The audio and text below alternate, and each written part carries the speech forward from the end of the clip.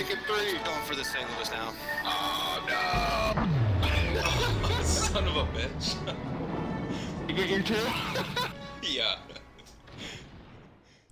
Welcome back to the channel, everyone. Thotgor here, of course, and we are going to take a look at 2 replays today. You can see the first replay was sent in by Old Dog, and we're in the Minekaze, and then we're going to jump over to Silent Shark, another subscriber replay that was sent in, and take a look at a battle he had in his New Mexico. Before we get too far along into Old Dog's Minekaze replay here, I do want to just throw it out there for anyone who is interested or potentially not in a clan in World Warships. NGA is always looking for new members, and if you are not aware, there is actually sort of the precursors to clan wars taking place in ships shortly.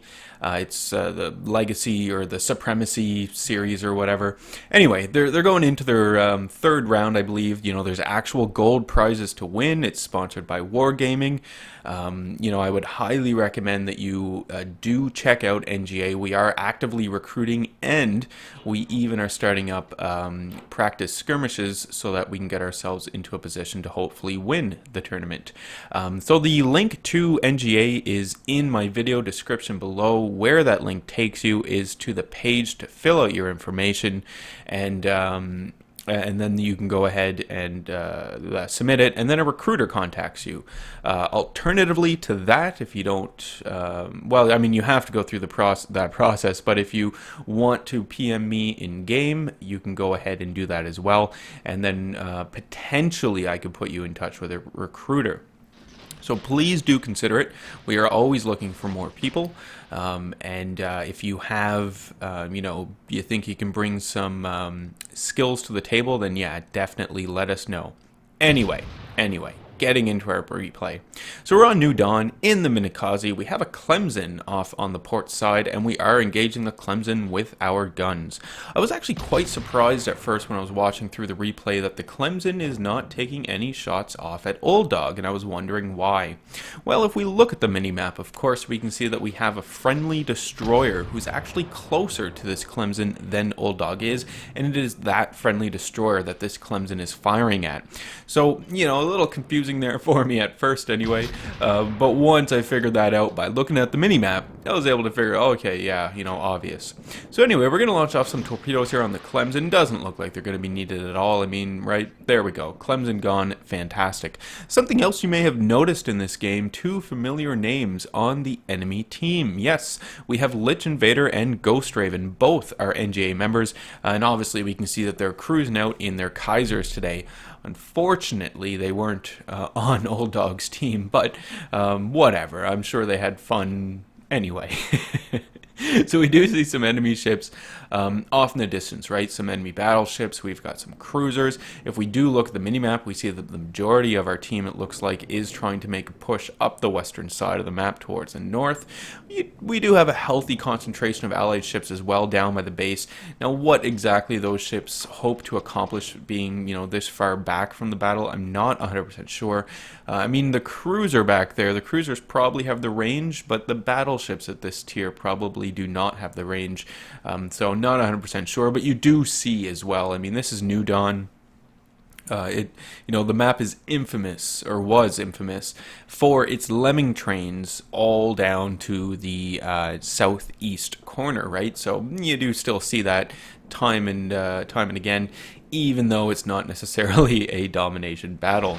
Anyway, lining up some torpedoes on some enemy players, we'll note that the German battleship, was it a Kaiser or a Koning? You know, that player is actually AFK. So that's what's taking place here. Now, we have some torpedoes on its way for the Wyoming.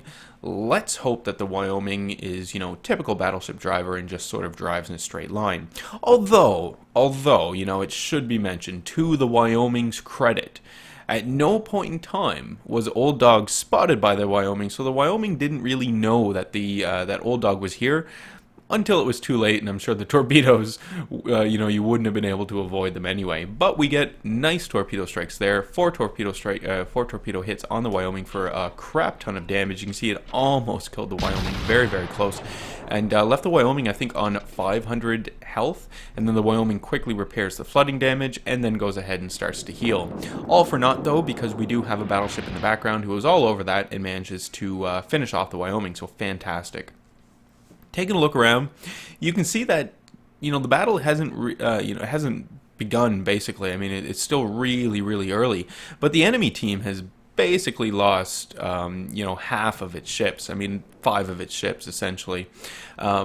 More importantly, though, the enemies have lost 2 of their destroyers and 2 of their battleships, yes. Whereas Old Dog's team has only lost 2 destroyers. Now, Old Dog is the last remaining destroyer, and we do have 1 more remaining enemy destroyer, but we still do have all of our battleships, which is pretty important at this point in time, right?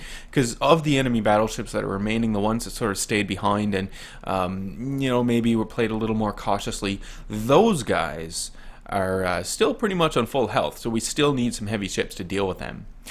Something I noticed here, Old Dog, firing off his torpedoes without the lead indicator. There's nothing wrong with this, obviously. If you're comfortable doing that, go ahead and do it. But I'll just throw it out there, and, if you weren't aware, if you do hit X on your keyboard, it will lock onto the target that you're looking at. I know myself with the auto target thing sometimes really annoys me because it's targeting the ship that I don't want it to target to. So if you hit X, this will cycle through the ships.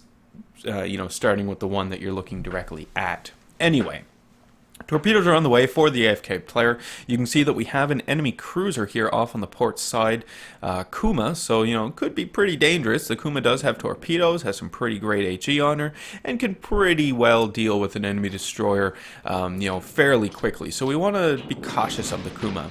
But we do also have the benefit of the team, obviously, right? We can see shots going into the Kuma, so we know that our team is actively engaging the Kuma, and in fact, someone just scored probably a number of citadels on that player, on that Kuma, and almost took the player out, so that's great. Now we have the enemy carrier in front of us. This is a Hosho, tier 4 Japanese carrier, and we're going to immediately start engaging the Hosho, and fantastic, we're able to set the Hosho on fire. So what this means is that the Hosho will no longer be able to recover and launch airplanes. Hosho quickly puts out the fire, so now we know that the repair is on cooldown, so any preceding damage that we do will in fact burn or flood to its entirety, which is fantastic. Maximum damage there. And again, I forgot that the German battleship was AFK, so I was watching this like, that's a bitchin' torpedo dodge, but what are you doing? Take out the battleship. No. That player's AFK once again. Anyway, torpedoes are on the way for the for the Hosho. We'll see if the Hosho is able to avoid those torpedoes. Hopefully not, and then we can take the player down. What our allies are doing at this point in time, you can see they continue to push up that western side towards the north of the map, and they have in fact made it fairly far, but some of them have died along the way. We managed to take out the Hosho. That's fantastic. We get ourselves a nice devastating strike for that as well. We can see the enemy battleship, who is AFK, has now been dealt with as well, so this is great. We know that there is still 1 more enemy aircraft carrier on the enemy team, so ideally too we want to keep an eye out for this player and maybe even get the kill on this player if it's advantageous for us to do so at the time. The enemies only have 4 ships remaining. We can see the final enemy destroyer, Minekaze, here off in the distance. So this is great. We know that the enemy destroyer, at the very least, is not out front, harassing our battleships, which is fantastic. Because this enemy destroyer, I know why the enemy destroyer is back here. The enemy destroyer is back here because the player was, attempting to stop or disrupt the advance of the allied ships on Old Dog's team who went up that western side. So that's why the enemy destroyer is back here, right? Yeah, though, I mean, right at this point in time, the enemy destroyer is really needed in actually Old Dog's base to help cap that base out.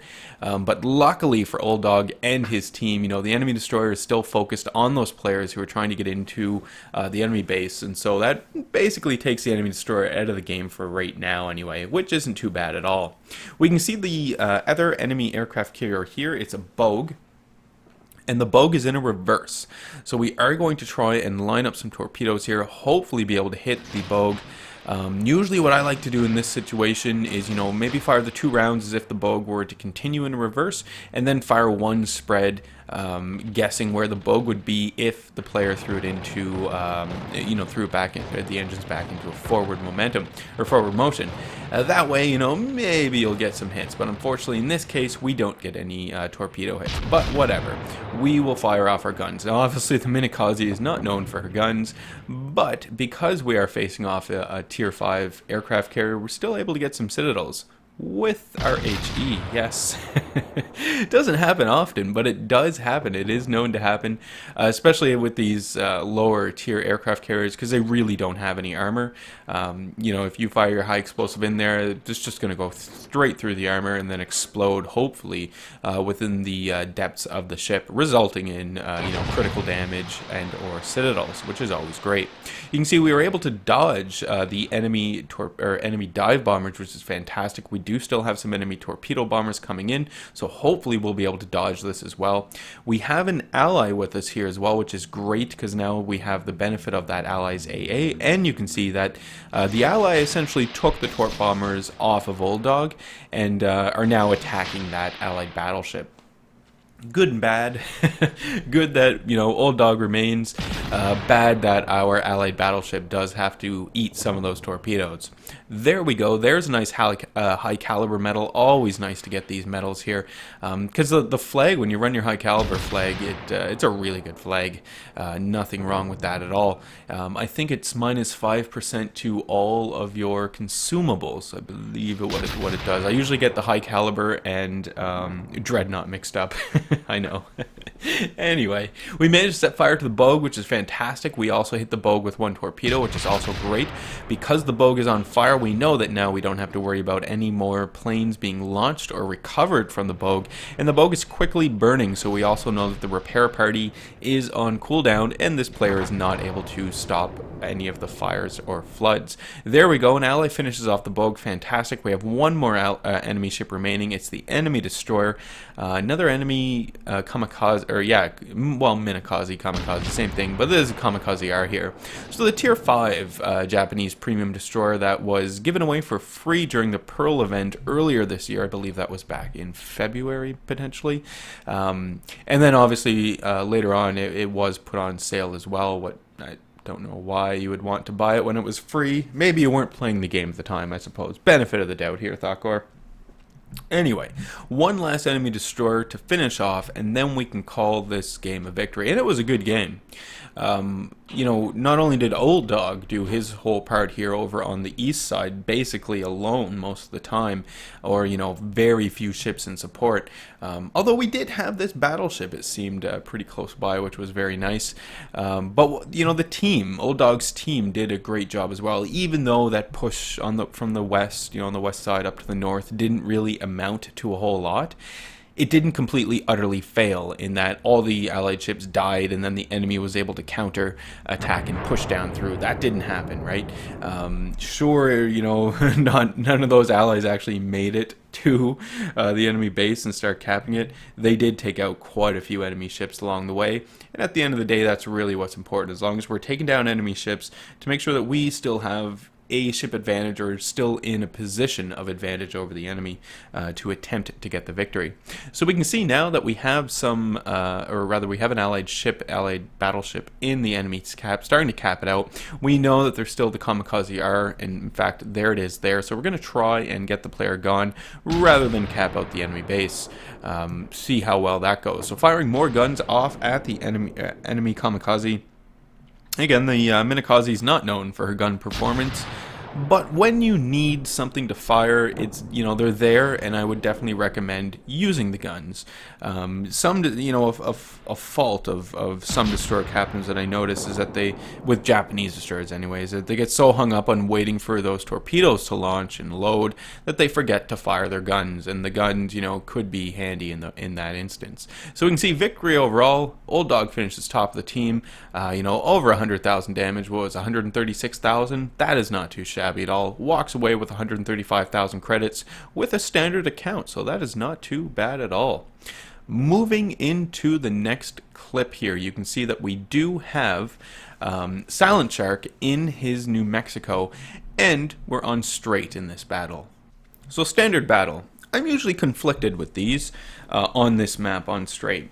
And the reason why I'm conflicted is I haven't decided, or I haven't really figured out what is the best strategy to do here. Does it make sense for the two groups, to group up together? Like for that north group to come down here to the south with Silent Shark to defend the base, or does it make sense for those ships to try and do maybe a soft push into the enemy base, right? Not 100% sure on that. I'd love to know what you guys think. What would be the best thing to do on this map when it is standard battle? I mean, domination, totally different story, but standard battle is interesting. So we do see allied ships in the north heading to the south, and in fact the enemy ships who spawned in the south are actually heading to the north now as well, which is, I guess, typical, maybe. But anyway, we've got Silent Shark, and we're going to push forward. Now, when Silent Shark sent in the replay, it was at the time that the German battleships were released, and a lot of hype around those German battleships, and frankly, there still is. They're really great battleships. But he decided to take out his New Mexico just to prove that the New Mexico still has what it takes to properly show herself off at Tier 6. And it's true, the New Mexico is, from what I understand, what I've seen, she looks like a great battleship. I haven't played the New Mexico since closed beta, actually. I haven't even gone down the American battleship line, just because I don't want to have to grind through crap until I get to Tier 8. I'd rather maybe just buy my way to Tier 8, but I've never actually done that. Oh well. We can see the enemy ships start appearing off in the distance, right? And just like we thought, yeah, they're all heading to the north. They're heading to the north to group up with those players up there, so interesting. I mean, I guess it depends for me in what sort of ship I'm in when I'm on this map. If I'm in a destroyer and it's standard battle like this, I'm not going to go to the north. I'm going to do what Silent Shark's destroyers are doing here. I'm going to put myself out front in the middle and try to start spotting enemies and picking off the enemy destroyers and any enemy cruisers who happen to be dumb enough to push in that close. If I'm in a cruiser, then it's going to depend on where the enemy, or where my ally team goes, right? Preferably, I'd like my ally team to stay in the south or the north, respectively, and then I'd support them in attempting to kill whatever enemies spawned opposite of us. However, if the ally team all decides to go and group up with the other group, then I have to go and do that as well, because a cruiser all by itself, doesn't have a whole lot of chances of surviving in the beginning stages of the battle. It's just not good.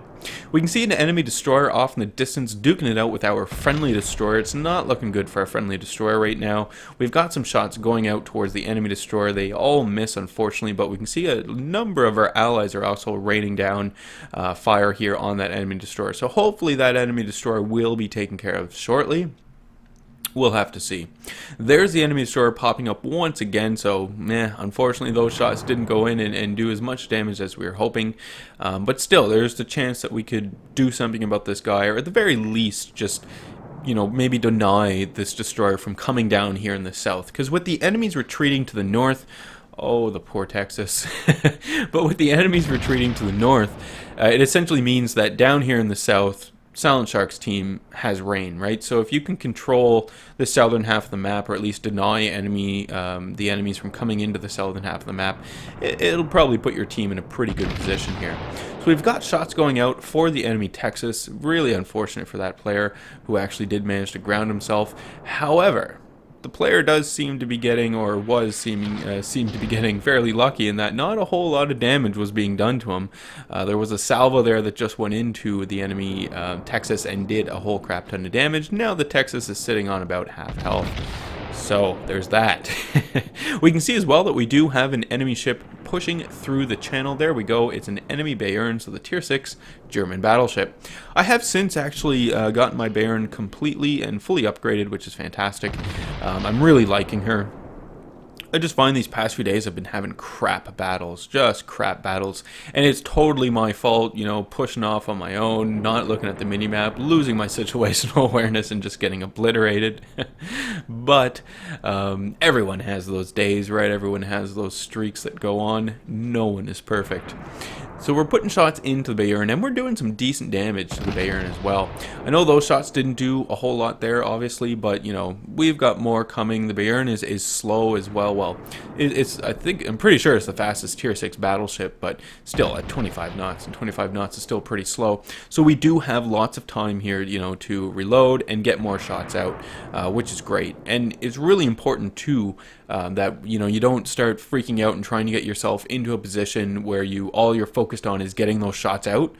You should, you know, keep your situational awareness here as well, because that's when things can go really wrong really quickly, and then it surprises you and you react, and it might not be the proper reaction to the situation. You might maybe overread the situation or just misinterpret what's going on and then make the wrong call, which does lead to your death. Whatever. Enemy Bayern is almost dead, so close. If we can just get a few more shots into the player here, we'll be able to finish him off, won't have to worry about him. If we do consult our minimap while those shots are going in, that was unfortunate, but if we consult our minimap, we do see that there are 2 enemy destroyers making a play at our base.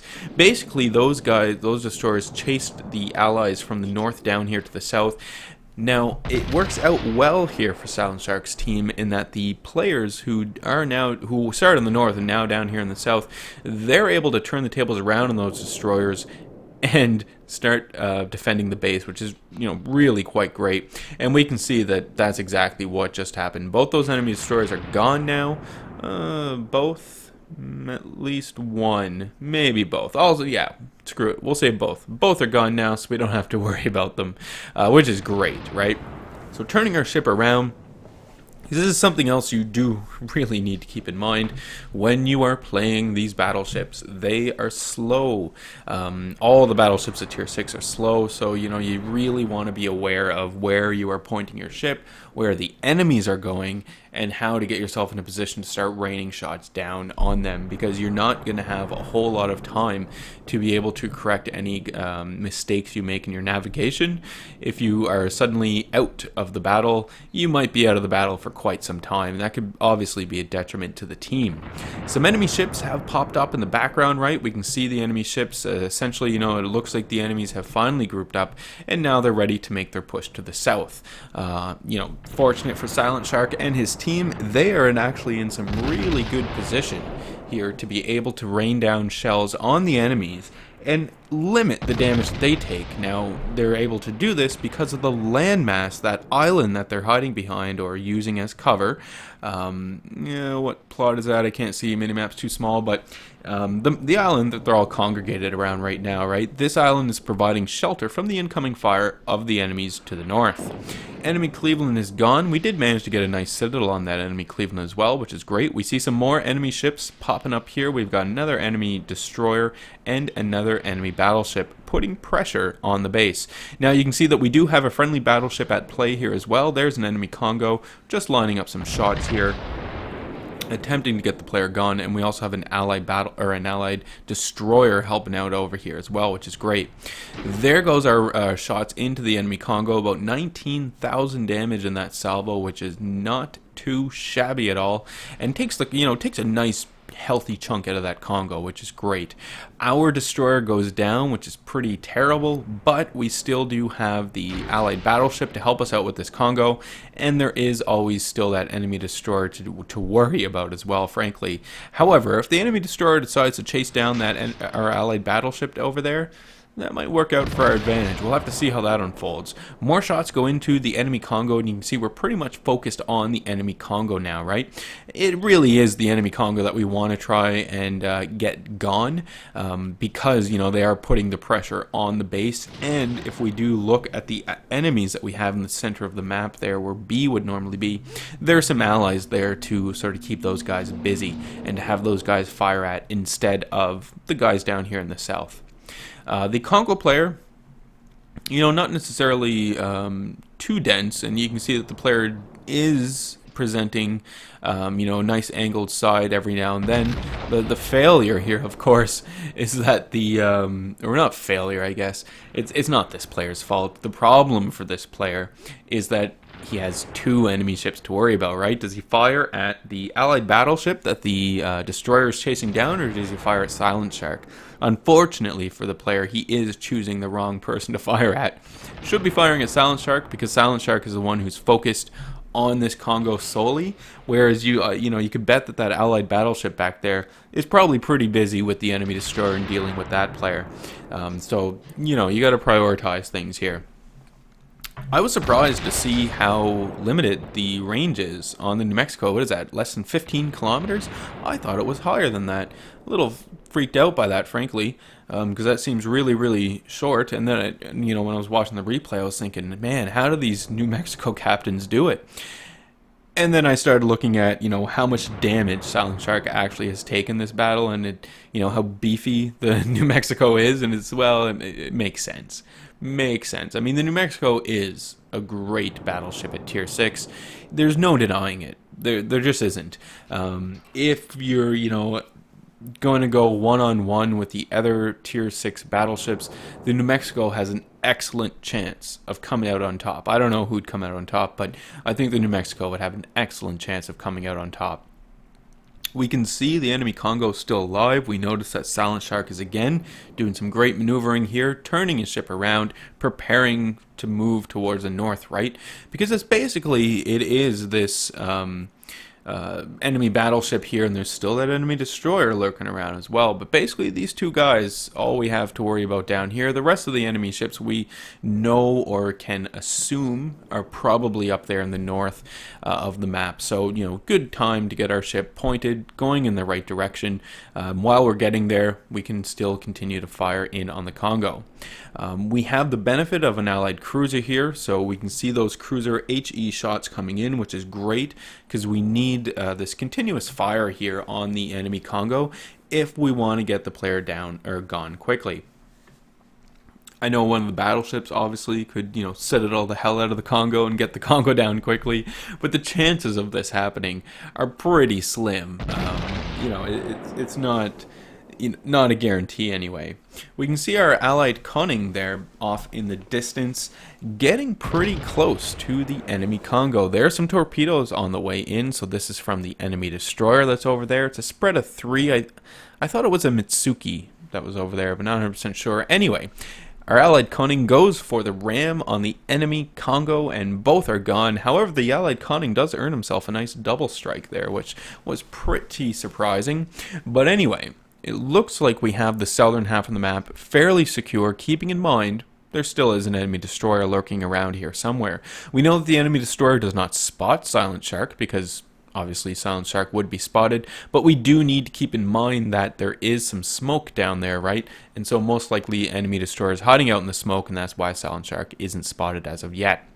We can see another enemy cruiser enemy battleship rather, attempting to push through the little channel here where we would normally find the B cap zone. Silent Shark is getting his guns into play to make sure that he's going to be able to greet this player properly, of course.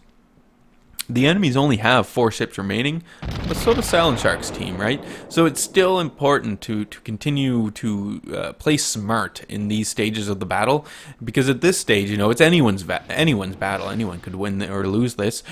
So you do want to try and play fairly cautiously, and remember, defining cautiously as excluding staying in the back and just trying to snipe at your max range without really doing anything is not playing cautiously. That's just dumb.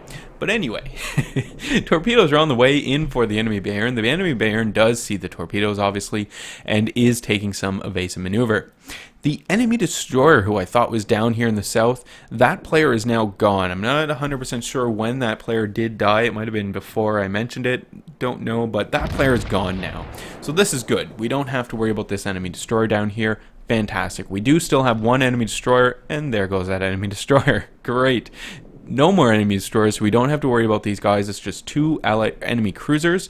I think it's a Furitaka and a Cleveland, and then we have this 1 enemy Bayern. So we're going to try and get this player gone as quick as we possibly can, so that we can focus over onto the enemy cruisers, who should be just simple to kill. I mean, the Furitaka has very little armor. If the Furitaka captain is dumb enough to present the broadside to the New Mexico, we'll easily be able to take advantage of that. Really, with the Furitaka, the only thing we have to worry about are the torpedoes on the Furitaka and whether or not the captain launched them, and if so, avoiding them. With the Cleveland, there's not a whole lot to worry about, other than obviously the fire potential that this ship has to keep you on fire and to burn you down fairly quickly. So, you know, with the Cleveland, you do probably want to get in fairly close so that you're giving yourself the best possible chance of getting the citadels on the Cleveland and getting the player gone. Actually, I just played a battle in my Amagi, 151,000 damage, and we lost. Oh god, I was so angry, and it was because you know, I got burnt. I didn't lose it, I mean the team lost it for us, but I died. You know, I did get burnt down by a number of American cruisers, and it was pretty crappy. Anyway, the enemy battleship is gone. Fantastic. Don't need to worry about the player anymore. Now we're going to start trying to figure out where the enemy cruisers are. If we recall from the minimap, we know that there is an allied Furitaka, or sorry, an enemy Furitaka here in front of us. There he is there. And the last time we saw the Cleveland was on the east side of the map, working his way towards the north in those little islands. So we have a general sense as to where the enemy players are. Here's the enemy Furitaka, so we're going to zoom in here and line up our shots. Enemy Furitaka is turning into us, obviously. It's a fatal mistake. I do it all the time myself. It's just habit, and I'm trying to break it. You're trying to line up all your guns, right? Or in this case, we know that the Furitaka just launched torpedoes, because that's, if he didn't fire his guns, obviously he fired his torpedoes, right? So you're trying to get yourself angled to fire all your guns or fire your torpedoes. It is so dangerous because you're presenting the broadside in that brief moment.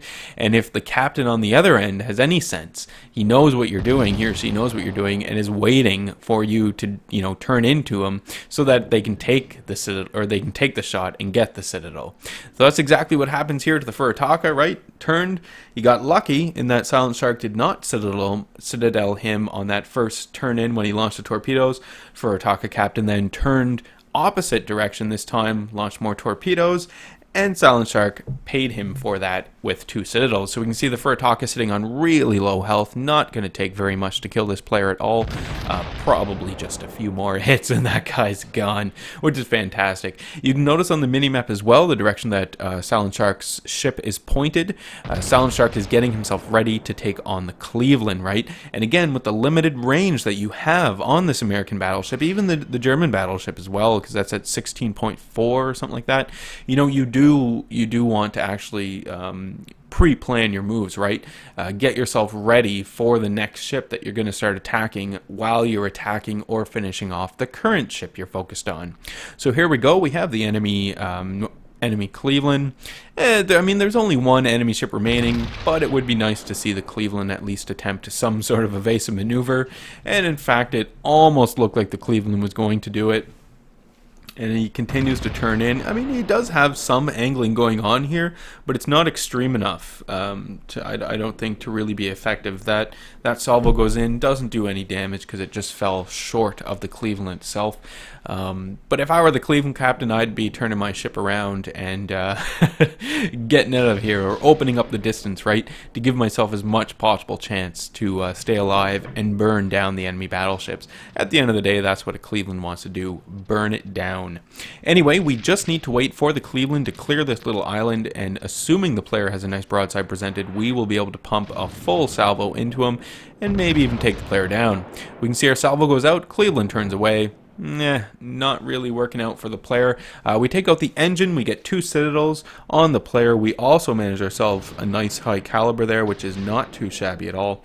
Cleveland is on very low health, once again turning in to try and line up all the turrets to get that full shot off, which is a fatal mistake most times.